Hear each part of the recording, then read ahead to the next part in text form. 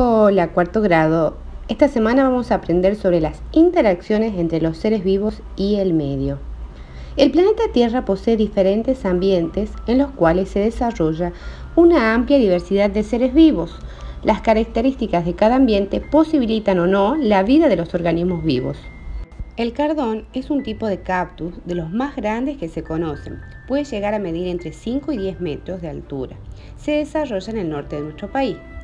Otro ejemplo, la liebre patagónica, también llamada mara, habita en la Patagonia argentina. Es un roedor herbívoro, corre rápido y es ágil para saltar. Come raíces para hidratarse. En los esteros de Liberá hay colonias de yacarés. Estos animales pueden medir hasta 2 o 3 metros de largo y pesar más de 50 kilos. Son reptiles carnívoros. La palabra ambiente posee varios usos. En ciencias naturales se la utiliza para definir a un entorno, un lugar donde interactúan seres vivos y elementos sin vida. Cada ambiente posee características especiales, por eso se los puede clasificar. Existen diferentes clases de ambientes según el hombre haya intervenido o no.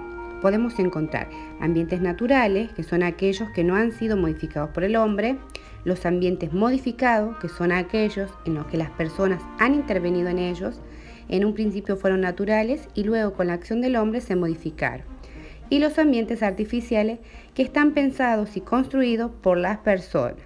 Son ejemplos de este tipo de ambiente los terrarios, los lumbricarios y las peceras. También se lo puede clasificar en ambiente acuático, que se caracteriza por la presencia de agua dulce o salada.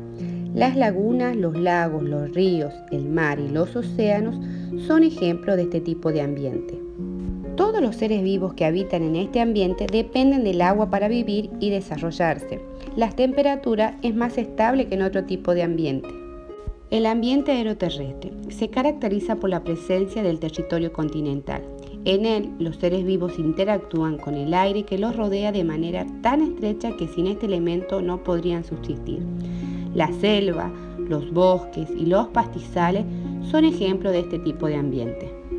Los seres vivos que habitan en este tipo de ambiente presentan adaptaciones para hacerlo. Por ejemplo, poseen pulmones para respirar.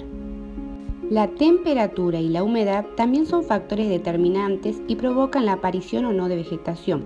Por eso hay ambientes aeroterrestres con gran cantidad de flora y fauna y otros con poca presencia de vegetación o poca presencia de animales, como los desiertos o las salinas. El ambiente de transición es la zona de contacto entre el ambiente acuático y el ambiente aeroterrestre. Las zonas costeras de lagos, lagunas, ríos y mares son ejemplos de este tipo de ambiente. Este ambiente se modifica a lo largo del año por la presencia o la ausencia del agua que recibe de las lluvias o de los ríos. Los seres vivos que lo habitan están adaptados a esta condición, por eso pueden sobrevivir con diferentes niveles de agua.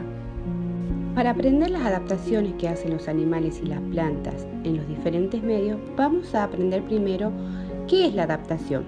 La adaptación se denomina a la capacidad biológica que poseen los seres vivos para subsistir en un ambiente. Los seres vivos, al adaptarse, pueden ir evolucionando. Las adaptaciones que realizan son dinámicas y están relacionadas con el medio y sus condiciones.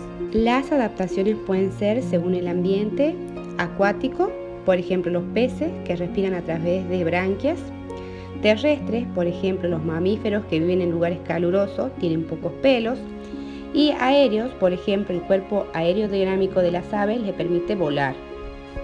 Según las condiciones del ambiente, si la temperatura es elevada o baja, por ejemplo, las plantas que se desarrollan donde hay nieve tienen forma de cono y hojas pequeñas para evitar la acumulación de nieve. Si hay presencia o no de luz, por ejemplo, muchos animales que tienen hábitos nocturnos poseen ojos grandes para captar la luz presente en el ambiente. Si hay mucha o poca humedad, por ejemplo, aquellas plantas que viven en ambientes donde el agua es escasa poseen raíces largas, hojas transformadas en espinas para no perder agua al transpirar o pueden almacenar agua en alguna parte de su organismo. Las adaptaciones que realizan los seres vivos les sirven para vencer las dificultades que les presenta el ambiente y satisfacer todas sus necesidades. Algunas de las adaptaciones al medio terrestre que realizan las plantas y los animales son las siguientes. Hay plantas que pierden todas sus hojas con la llegada del frío. Muchos animales se adaptan al calor excesivo, estivando, es decir, dormitando en lugares frescos y sombreados cerca del agua. Cuando los animales no pueden regular la temperatura de su cuerpo y las condiciones climáticas no son favorables para ellos, caen en un profundo sueño sin comer, reduciendo al mínimo sus funciones vitales y su temperatura, hibernando hasta que mejoran esas condiciones. Las migraciones se producen ante la llegada de los primeros fríos. Algunas especies de animales, como la ballena franca, en la época de reproducción, se acercan a las costas de la provincia de Chubut. La desaparición o extinción de especies ocurre cuando en el ambiente se producen cambios físicos y cambios biológicos. Los cambios físicos son las modificaciones de temperatura, aumento de radiación solar, la presencia o ausencia de humedad. Y los cambios biológicos son, por ejemplo, la competencia entre especies, la escasez de alimento y el aumento de depredadores. Si al mismo tiempo que se producen cambios físicos o biológicos, la especie no logra adaptarse, tiende a desaparecer o a extinguirse.